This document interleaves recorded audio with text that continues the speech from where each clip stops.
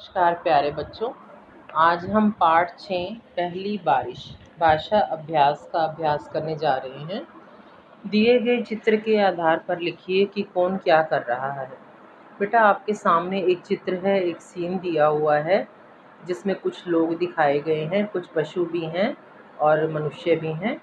आपने ये बताना है कि कौन क्या कर रहा है, क्योंकि यहाँ पर लिखा हुआ है क्या कर रहा है यानी वर्तमान काल यानी प्रेजेंट टाइम।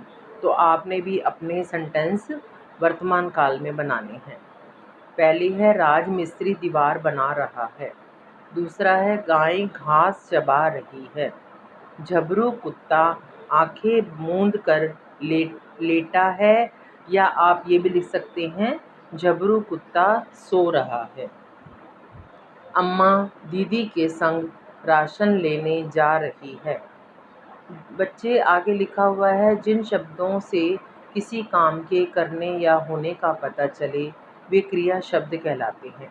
क्रिया शब्द कौन से होते हैं? जिन शब्दों से हमें किसी काम के करने या होने का पता चले, ये पता चले कि क्या काम हो रहा है, उसे क्रिया शब्द कहते हैं। प्रश्न नंबर 2 है पाठ पहली बारिश में से कोई तीन क्रिया शब्द हमने ढूंढने हैं।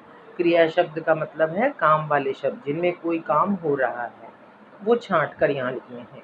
तो पहला शब्द मैंने यहाँ लिखा है चबाना। गाय घास चबा रही थी ना, तो चबाना क्रिया शब्द है। भागी, चाची अंदर भागी, भागना क्रिया शब्द है। झबरू कुत्ता भौंका, भौंकना क्रिया शब्द है। नेक्स्ट प्रश्न नंबर 3 पे आ जाइए। नीचे दिए गए प्राणियों को अपनी पसंद का कोई नाम दीजिए। नीचे कुछ प्राणियों के नाम दिए गए हैं, आप अपनी पसंद से उन्हें कोई भी नाम दे सकते हैं। कालू कुत्ता, आप शेरू कुत्ता भी लिख सकते हैं। मैंने यहाँ लिखा है बड़ी चाची, आप छोटी चाची, मंजली चाची, सुंदर चाची लिख सकते हैं। सोना दीदी, काली गाय, आप सफ़ेद गाय भी लिख सकते हैं।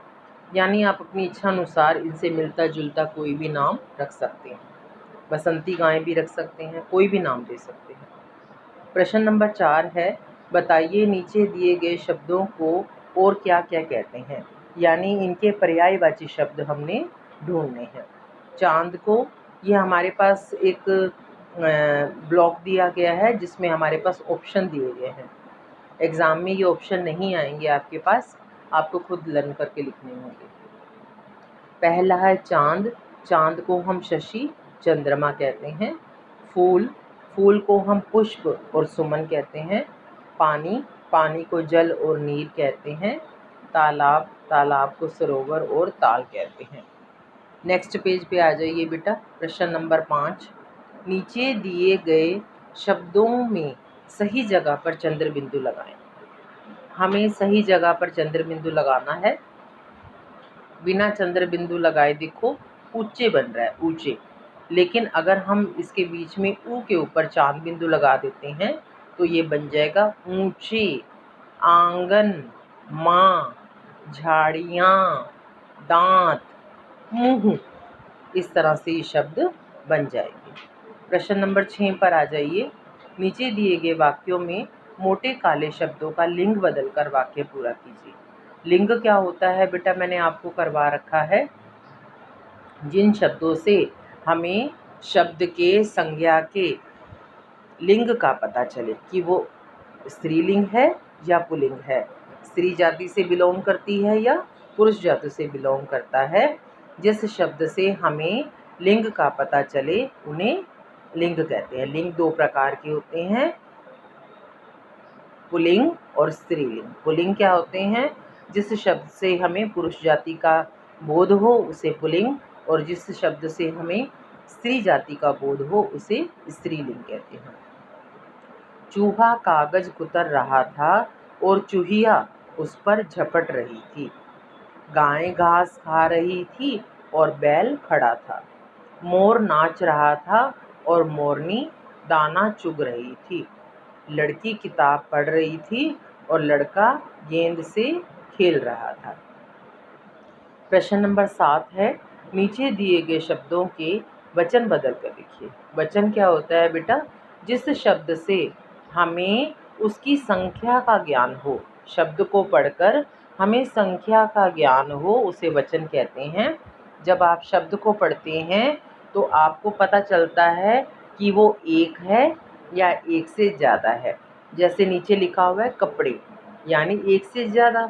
हमें संख्या का बोध हो रहा है कि जो कपड़े हैं वो एक से ज़्यादा हैं, इसीलिए कपड़े लिखा हुआ है। वचन दो प्रकार के होते हैं, एक वचन और बहुवचन। यहाँ पर सारे बहुवचन दिए गए हैं, हमने इनका एक वचन बनाना है। तो हम यहाँ लिख देंगे कपड़ा कपड़े, टांग टांगे, आँख आँखें, घड़ा घड़े। ये एक वचन बहुवचन दिए हुए थे, हमने इनका एक वचन बना दिया है। जिस शब्द से एक संख्या का बोध हो वो एक वचन, और जिस शब्द से एक से ज़्यादा संख्या का बोध हो उसे बहुवचन कहते हैं। अगले प्रश्न नंबर 8 पे आ जाते हैं। बेटा इसमें हमें और एक नई बात सीखने को मिलेगी, विशेषण और विशेष्य। विशेषण क्या होता है बेटे? जो शब्द किसी क्रिया शब्द या संज्ञा शब्द की विशेषता को बताता है उसे विशेषण कहते हैं। जो शब्द किसी क्रिया शब्द या संज्ञा की विशेषता को बताते हैं उन्हें विशेषण कहते हैं। और विशेष्य क्या होता है? जिस शब्द की विशेषता बताई जाती है उसे विशेष्य कहते हैं। ध्यान से सुनिए, जिस शब्द की विशेषता बताई जाती है उसे विशेष्य कहते हैं, और जो विशेषता बताई जाए उसे विशेषण कहते हैं। जैसे पहला वाक्य है, मंगलू ने सूखे कपड़े उठाए। मंगलू यहाँ पर संज्ञा है, सूखे शब्द विशेषण है और कपड़े विशेष्य। काले बादल छा गए, काले विशेषण और बादल विशेष्य। उसने टूटी फूटी खाट उठाई, टूटी फूटी विशेषण है, खाट विशेष्य, क्योंकि खाट की विशेषता बताई गई है कि वो टूटी फूटी है।